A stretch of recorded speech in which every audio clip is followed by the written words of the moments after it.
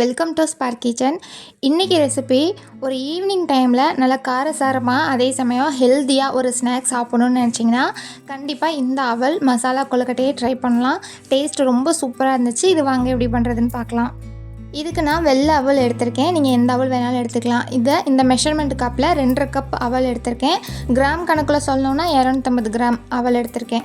இதை நல்லா தண்ணி சேர்த்துட்டு ஒரு 2-3 டைம் நல்லா கழுவி அந்த தண்ணியெல்லாம் கீழே வடிச்சிடலாம். இதை 2-3 டைம் கழுவும் போதே அதில் உள்ள தூசி அதெல்லாம் போயிட்டு நல்லா ஊற ஆரம்பிச்சிரும். இது தண்ணியெல்லாம் ஃபுல்லாக கம்ப்ளீட்டாக வடிச்சிட்டு இதை மூடி போட்டு ஒரு 5 நிமிஷத்துக்கு அப்படியே வச்சிடலாம்.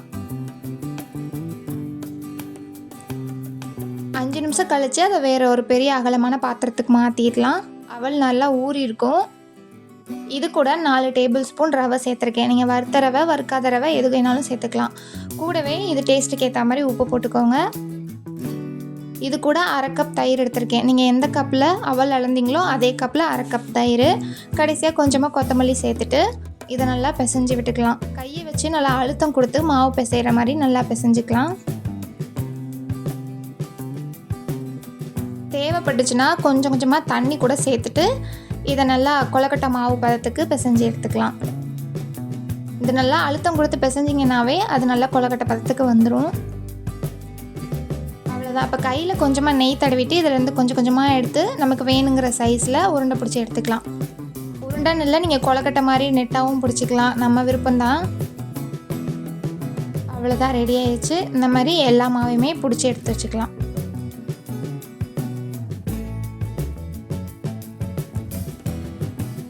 எல்லாமே பிடிச்சதுக்கப்புறம் நான் அதை 2 பேட்சாக சேர்த்து இட்லி பாத்திரத்தில் வேக வைக்க போகிறேன். உருட்டின உருண்டையிலேருந்து பாதியை மட்டும் நான் இட்லி தட்டில் சேர்த்துக்கிறேன். நீங்கள் இட்லி பாத்திரத்தில் அவிக்கிறீங்கன்னா மொத்தமாகவே சேர்த்துடலாம். எனக்கு இட்லி தட்டில் பாதி தான் சேர்க்க முடிஞ்சுது, அதனால் பாதி மட்டும் சேர்த்துட்டு இட்லி பாத்திரத்தில் வச்சுட்டு ஒரு 5-8 நிமிஷம் அதை நல்லா வேக வச்சிடலாம். இதில் நான் தேங்காய் சேர்க்கல. நீங்கள் விருப்பப்பட்டீங்கன்னா நம்ம மாவு பிசையும் போதே தேங்காய் துருவல் கொஞ்சமாக சேர்த்துட்டு பிசைஞ்சிங்கன்னா இன்னுமே சாப்பிட்றதுக்கு டேஸ்ட்டாக இருக்கும்.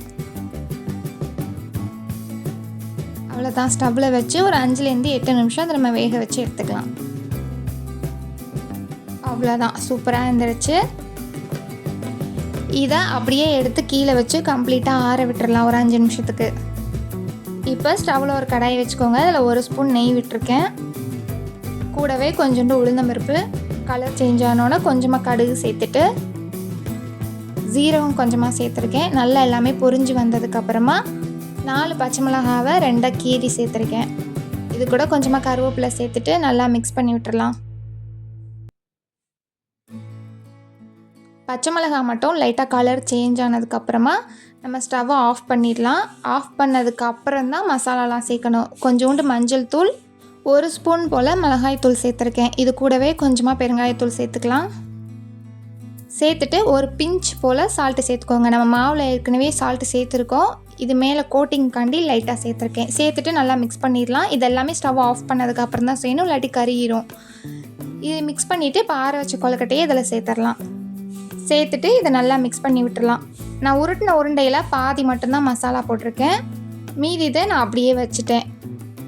சின்ன பசங்களுக்கு கொடுக்குற மாதிரி இருந்துச்சுன்னா நீங்கள் காரம் போடாமல் அதை அப்படியே கூட சாப்பிட்லாம், ரொம்ப சூப்பராக இருக்கும். இல்லை கொஞ்சம் நல்லா காரசாரமாக வேணும்னா நீங்கள் இந்த ஸ்டெப்பை ஃபாலோ பண்ணிக்கோங்க. கடைசியாக கொஞ்சமாக கட் பண்ண கொத்தமல்லியை சேர்த்துடலாம். சேர்த்துட்டு ஒரு தடவை நல்லா மிக்ஸ் பண்ணி விட்டுடலாம்.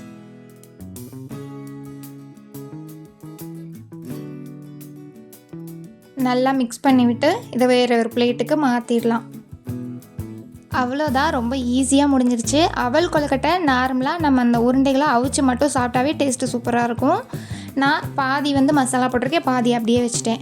நீங்கள் இது இன்னும் காரமாக சாப்பிடணுன்னு விரும்புகிறவங்க இந்த மாதிரி மசாலாலாம் சேர்த்து சாப்பிட்டிங்கன்னா சூப்பராக இருக்கும். வெளியில் நல்ல காரமாக, உள்ளே நல்லா சாஃப்டாக, டேஸ்ட் பயங்கரமாக இருந்துச்சு. இந்த ரெசிபி பிடிச்சிருந்துச்சுன்னா இந்த வீடியோவுக்கு லைக் பண்ணிவிட்டு நம்ம சேனலை சப்ஸ்கிரைப் பண்ணிக்கோங்க.